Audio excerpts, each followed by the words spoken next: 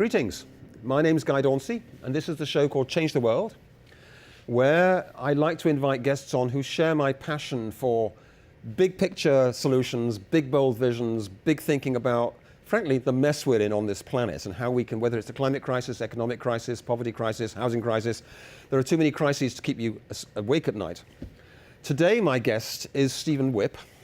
Welcome to the show. Thank you. Stephen's a certified financial planner and managing director of responsible asset management with Stephen Whipp Financial, specializing in ethical and sustainable investments and values-based financial planning. We'll come to what that is in a minute. And a certified member of Canada's Responsible Investment Association. Prior to this, you had 20 years working with environmental justice, community and Aboriginal issues across Canada, covering environmental issues as a journalist, columnist, advocate, semi-politician, right? Yes, yes. And the founding director of the Telqua Foundation, and one of the first Western journalists to out into China, of all things. But today we're talking about money. Yes. This, so lots and lots of this stuff. And how do we invest this so that it's going to build a beautiful regenerative world and not destroy the world? Because by default, most people don't think about where their money's going. Correct. And Yeah. as you know from previous guests you've had on your program, when you think about the amount of wealth that's just here on Vancouver Island. So, you know, the number is being tossed around somewhere around $500 million into RSPs annually. So Yes. think about that, annually. $500 million Yes. every year that we're contributing in RSPs, Yes. and not 1 cent of it being invested in the island. Nothing of it. Well, maybe a very small, but I would guess Yeah. probably less than 0.5%. So I think, you know, to make the changes I think that many of us talk about is how do we get that money from my pocket to the community? How do I get my money invested where I can drive by and actually see it at work, where I feel like I'm part of the community, not just, you know, hanging out there, but I'm actually, I walk by and say, hey, my $1,000 was contributed to that building. Right. So there's two things happening here. One is I've been investing my savings ethically and responsible with Frank Arnold at Raymond James. Yes. And then, so mine's in a bunch of funds. And quite frankly, I have zero connection with those funds. So that's Yes. one way of investing. At least I know my money's not supporting fossil fuels and oil and bad things. Yes. You're also talking about investing in local projects that are employing people locally on the island. They're two related things, right? Very much so. And if we look back at, you know, where the typical investor goes down to Van City or any of the credit unions, and, you know, some of the banks are now jumping on board. I mean, I've been at this 20 plus years, and I have to tell you, I would never have guessed we would be where we are today in terms of the variety of product for people to invest in. If you would have said that, I would have laughed you out. Wow. You know, just said there's no way that's going to happen. But so it's moved very quickly. You know, and the national organization that I sat on the board for 9 years certainly had an impact, not because I sat on the board, but mostly because it started to speak languages to the asset managers. So we have two kinds of asset managers. We have the institutional investor. The pension funds and things like that. Exactly, Okay. Yes. right? And then you and me, we're retail. Yes, right? okay. So the institutional investors, the Canada pension plans, the BC pension plan, on and on and on, the California pension plan, which is one of the largest in the world, have been using environmental, social, and governance screens for about a dozen years. And yet Canada's pension plan is investing in the liquefied natural gas operation on the Saanich Inlet, which involves fracking, and a lot of people are not happy. So what kind of screen is it if that's... Yes, exactly. Good, very good question. You know, we get this a lot. Sort of like, what the heck is that doing in my portfolio? Yes. How could that possibly be ethical? So I think it's important, and you touched on earlier about the values-based planning we do. Yes, what is values-based planning? You know, for us, it's about sitting down with you. In order to become a client, you have to fill out a 41-question survey that helps us identify what are the values that drive you from day to day. Right. Right? What is it that turns you on and cranks your, gets you up in the morning and you want to move on to that next project? So I could be totally motivated to stop warfare and military stuff around the world, or more motivated about renewable energy and climate change. Correct. Or more motivated to make sure I'm not in tobacco and bad food and junk food. Yeah, well, there's certain screens we screen out automatically. The baddies, I call them. You know, the tobacco, the military, the nuclear stuff. Okay. Right? we don't have any of that on our books. Okay. In fact, what about fossil fuels in general? We may have a tiny bit, and it's only for engagement purposes. So, some of your audience may have heard this word engagement. And, I think there was a time in the development of responsible investing where engagement was used as a great excuse to buy a company that's going to make a lot of money, right? Right. So some people may remember, I'm not going to name the fund company, but may remember looking and seeing Walmart. Yes. Well, what the heck are we doing with a Walmart in there? Well, let's pull Walmart apart for a little bit. And Walmart, certainly 10, 15 years ago, was under attack by the religious organizations in the United States. Yes. Mostly around human rights issues. And of course, that expanded out to, supply chain issues, et cetera. Yes. And they wanted Walmart to allow workers to have the ability to belong to a union if they wanted. Yes. And Walmart just thumbed their nose. And they had gathered a significant amount. I mean, at one point, I think it was as high as 6-7% of the total shares of Walmart. That's not small. Okay, so let me. I know what you're saying, but Yes. I'm going to just make sure that Sure. our viewers do. What you call engagement is actually also known as activist shareholders. When you Correct. go to the board meeting saying, "I own shares in your company, Yes. and I want you to change." Yes. Okay. Yes. So for the fossil fuel industries, to me that's a valid form of shareholding because you're doing it to try and influence the BPs Depending and on the what you're Shells. doing, and this is the argument, this is the tough part for most of us, including myself. Personally, I don't own any fossil fuels. Right. That's just a personal choice. There are clients of ours who do, but they do it because they want to engage the companies Interesting. in a conversation. They've come to the realization in their world that we're not going to move the industry out of the tar sands tomorrow. Yeah. So while they're in there, doesn't it Right. make sense to push them to reduce carbon and water use? Yeah. Right? So let me ask the obvious question that many viewers are going to be thinking. If I shift my investments from the standard portfolio to a socially responsible one, will I still get a good return? Okay, let me ask you, let me reverse that for a second. Let me Okay. tell you a little story. So how does a screening get used? And that may be, Yep. this will be illustrative. So we all remember the BP fiasco in the Gulf, We do. right? So let's go back to that point. We were doing a little bit of investing in BP, mostly around the alternative energy portfolio that they had, Yes, they were- and they the were- research that they were doing. They were pretending to be solar kings and stuff like Yes, that. and so we were, curious, and we were pushing. We Yeah. had some good conversations. Okay, let's do that. And then one of us noticed that there was some fines that BP was, accumulating Yes, rather accumulating. quickly. In fact, the 5 years leading up to the explosion, they had 601 egregious fines. Wow. So something's wrong with their risk management. Exactly. Like even anybody looking at it, you don't have to Yes. be in this business to realize what's going on, because the rest of the industry had one in the same time period. Wow, that's incredible. So when you look at a company, and that's how when we're looking behind, I call it, we pull the wizard's curtain back. So this is a dangerous investment. Very, very much so. So we know what happened to BP. We know what happened to the share price. Yeah. So when you ask the question about making money, Yes. we weren't holding BP, Right. right? So what it allows us to do is reduce risk.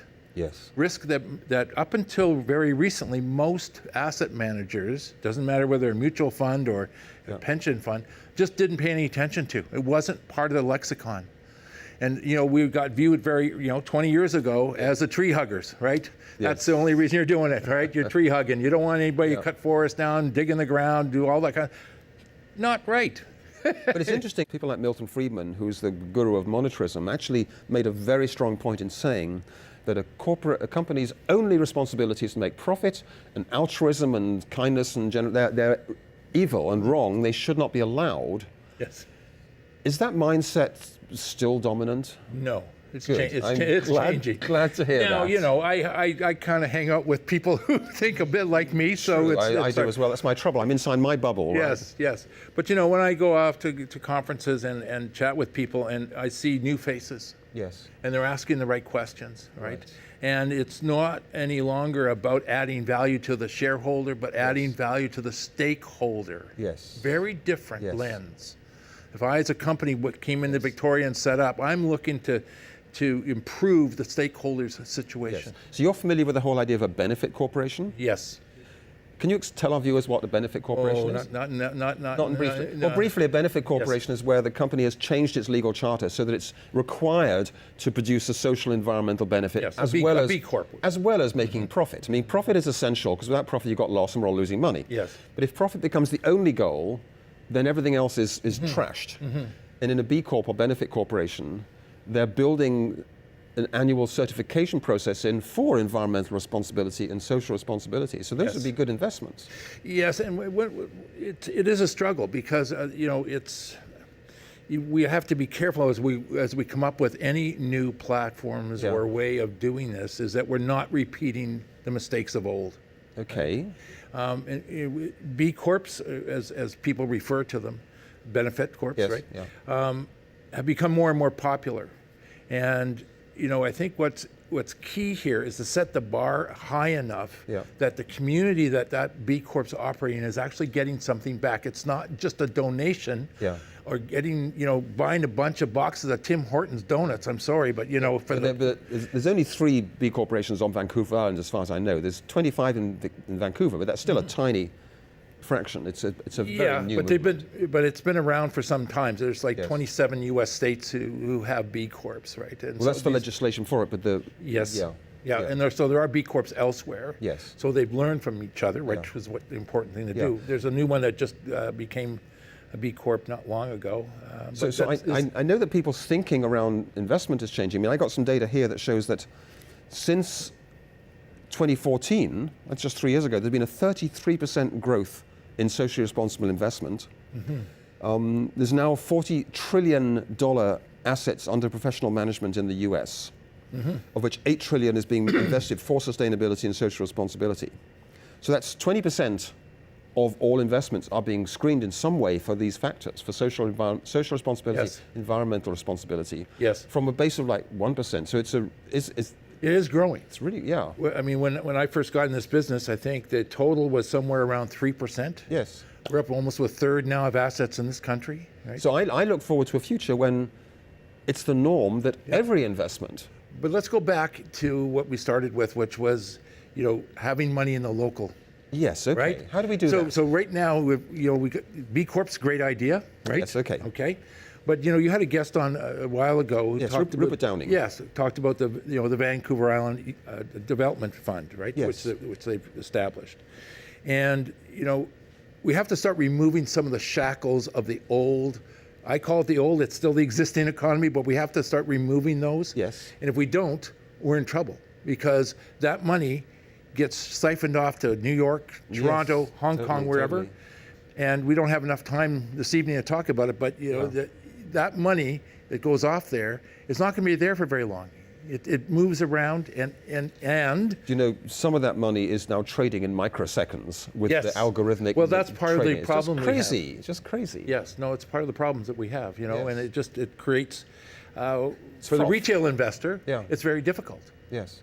I mean, I don't have a computer running my trades. And sometimes I'm told when these computers get out of control, they just have to yank the cord out the back because we've already seen in the past 18 months a number of crashes in the market. Yeah. And it's not, you look in the mainstream papers the next day, it's not there. So get back to the local thing.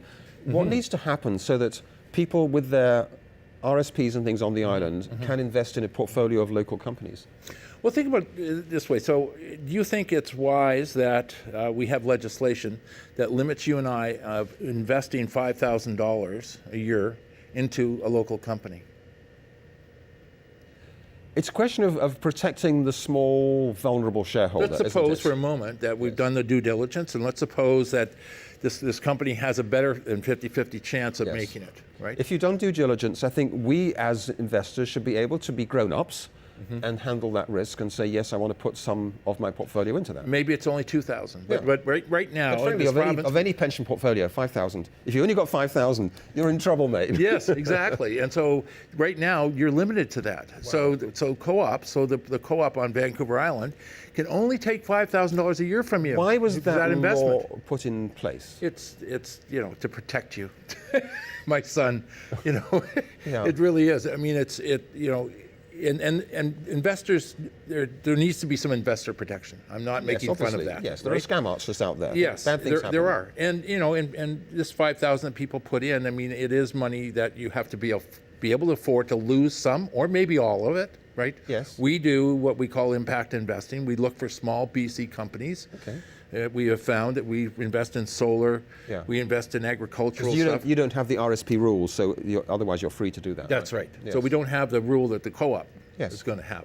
But so they can raise up to $750 million. So the Vancouver Island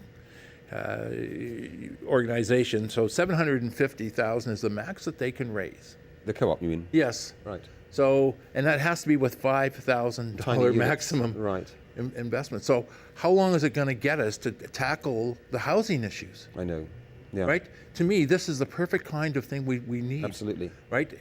And it goes from all the way there to developing decentralized power systems. Yes. And becoming more independent and sustainable. Yes. Right? We're not going to get to sustainability while the cuffs are on. The Responsible Investment Association, and we'll put the website up on the screen. And by the way, let me say in passing that if you go to the raacanada.ca, and you'll immediately see a map of Canada. That's right. You can click on British Columbia and click on Victoria or Parksville or whatever and see other people offering the same service that you're offering. Correct. There's about a dozen people now offering the service, including Frank Arnold, who represents me. So if you're watching this and you want to invest your money, there's a lot of choice, right? There is a lot of choice. And I would advise you to interview. So getting back to the RIA, do they lobby for political change of this kind? Yes, but they at a much higher level. So one of the issues that we've been trying to do. So when you open up an investment account, you're asked some basic questions to try to determine what your knowledge is about investing. Right. Right. And what we have been pushing for the last 10 years is to get the question: would you be interested Yes. in investing in a responsible manner? Just a question. Yes or no? Yes. So, but 78% of investors are not asked that question. Wow. That just kind of blows me away. Yeah, so that should be an easy. Yes, but the powers that be, and things are changing, so we might see that happen. Who are the powers that be for this one? Who in particular gets to control that? Okay, you brought some books with you. The banks. The banks. The banks dominate the industry. Yes, right. Right, and they call the shots. So it doesn't matter which regulator we're talking about, or where we're situated. Yes. Every large company has multiple heads to it.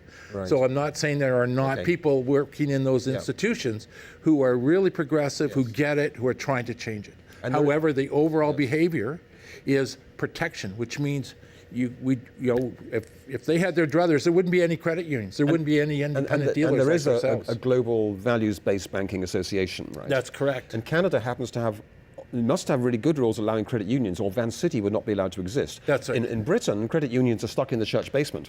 Right. Really. And in America, they're very limited in what they can do. So Canada happens. So regulations really matter. Matter a lot. But look, our time's beginning to run out. You brought some books with you, so why don't you tell me what you got here? Hold the book up so that we can see it on the camera. Just let the camera focus.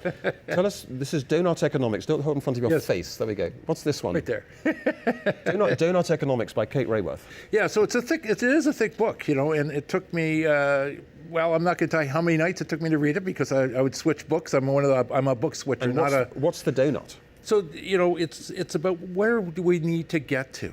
Right, and we've heard lots of talk about the financial industry being a mess, about economics being a mess, and that's becoming more dominant. People are realizing, and it's not just people like you and I, but they're realizing that we need a change. I would recommend it. It's not that difficult of a read. So she says 7 ways to think like a 21st century economist. Yes, I would say 22nd century economist. No, don't say that. Well, that means we've got to wait another 90 years. No. And so it's rethinking economics itself. Yeah, and the reason I like this is because it may not hold all the answers, but I think we have to have the conversation. Okay. And I think the conversation belongs in the houses of, the homes of us all, not just in particular places. And what's this one here? The Clean Money Revolution. Most of you will. Some people will know Joel Solomon or know Joel Solomon. He's tied up with Hollyhock, isn't he? Hollyhock, that's correct, and he runs reinventing power, purpose, and capitalism. Yes, so it's a nice read. Yes. You know, it's an easy read. It's you don't have to understand everything in here. Well, I can vouch for that because Yes. he tells his life story as part of it. Yes, he does. It makes it a very readable story. Yes, it does. Because he inherited money, Yes, he did. and then he chose to do local impact investing, to find particular projects to put it in. Yes, and he partnered up with other people who would also in the same boat. So Yeah. his family comes from early U.S. malls. Yes. Right. And there are people who do inherit. And what he's there are. saying, instead of just inheriting the money and spending it on cruises or whatever, houses in LA, you can use the money to make a difference on the planet. And it's hard for people who are in those situations to let go, because they're moving from the advisor that mom and dad had or grandma had, and venturing out into this area. Well, I think his father was in shopping malls and stuff like that. That's correct. In the country western town in America. What's it called?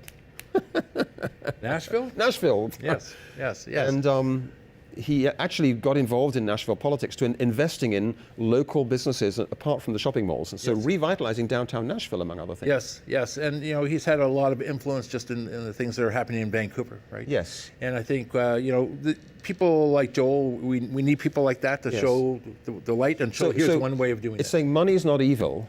No. It's how you use it. Yes, whether you use it for power or for changing the world. Yes, totally. And the third book you brought?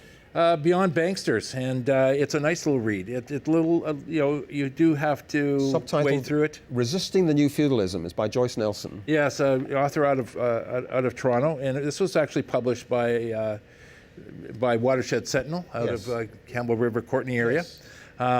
And it's one of their first big ones to come out. She has been in town speaking, Joyce has. And I would encourage people to read it. If you can wade through, wade through a little bit of it, because there are pieces that get a little dense. Yes. It really lays out where the banking system is and what's happened. Right. So. And this gets into the way money gets created and stuff like that. The fact that banks, a bank might have, where's my $10 bill? You know, for every $10 in accounts, they will lend out 90, which they don't have. And they just create that money by clicking on their computer. Yes, and we have central banks around the world who have been doing that now for the last 6 or 7 years. Well, central banks don't use a computer. Central banks are based on the trust in the nation. It's a different kind of money creation, but they can do the same. Oh yeah, but they yes. But the big discussion around central banking is whether they can produce money purely for what's called quantitative easing to help get the money into the banks, or you can use it to build affordable housing. You could use central banking to build climate solutions. Yes, you could. And that's where we should be looking. Well, in Europe, there's a whole movement called QE, that's quantitative easing for people. Yes. Conscious, and they've got the governor of the Bank of England saying, we can do this if the government tells us to. There's no legal or regulatory problem. If the government says, please do that, we can do it.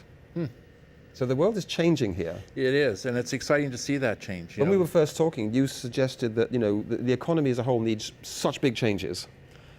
Yeah. What are some of the changes you'd like to see? I think we really have to take a look at money flows. I think if most people understood even a little bit, and you know, the more I get to know, even at my stage of life, I go, I don't want to know more, because a lot of this money it doesn't exist. Yes, you can hold this $10 bill, but I'm talking about the stuff that sits in our bank accounts, right, and that corporations have in their bank accounts, and. You know, we really have to somehow get a hold of the banking system and change it. Right. I think it's kind of run amok globally.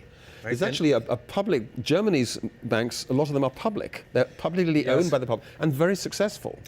Yes, and there's some who aren't, but you know, it's because they're operating in this old system, as I would call it. Well, there's a bank in North Dakota called the Bank of North Dakota. It's a publicly owned bank since 1919. 1919, great. Which a Wall Street Journal said is more successful than any other bank in America.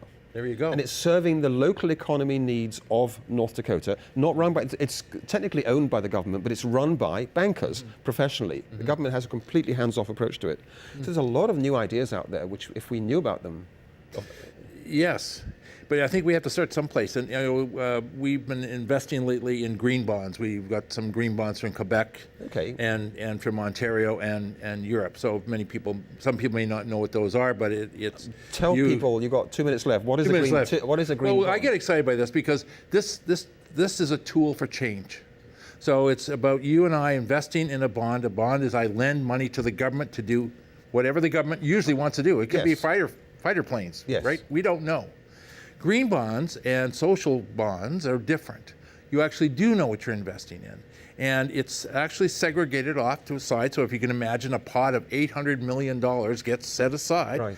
and it can only be spent on these kinds of projects. Right. But they need to bring a return of some kind to Yes, repay well, the bond. return's there. So a bond will, often you buy a bond, I'm making this up, but $95. Yes. In 5 years, you're going to get $100 back, Yes. and you're going to get what I call the rental fee. Every year, you're paid an interest Yes. to hang on to it, right? Yes, right.